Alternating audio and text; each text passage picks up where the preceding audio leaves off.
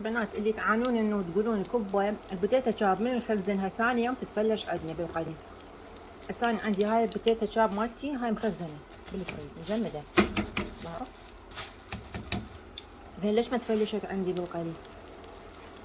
حبايب اول ما انزل كبه ما اتحرج بيها، اعوفها بزيت حار، طاوه مالتي تيفال، من اشوف لونها نشوف هذا لونها احمر يلا اقلبها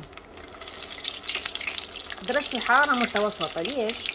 على مود هم بطنها تستوي وهم تقسد من برا. هسه راح اجيب وحدة من ذني بعض هاي الجامدات. هسه هاي جامدة، هاي نزلها ما اخليها تطخ، يعني احاول ما اخليها تطخ. اوها ما اظل اقلب بيها بس شلون تاخذ لون.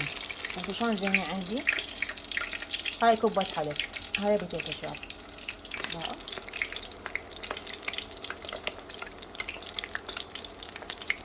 شويه اخليها تاخذ لون. على ما قلت لكم بطنها ما تقرمش، يعني مو بس مجرد اخذت لون اطلعها من الزيت، لا شويه اعطيها لون شقار قوي على مود بطنها تكون مقسبه.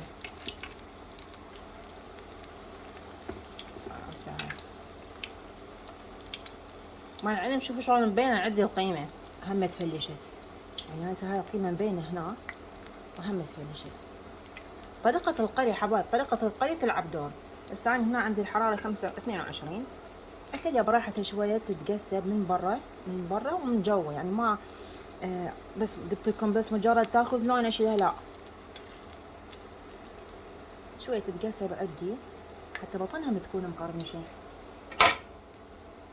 هي موضوع والله ما بي تعقيد.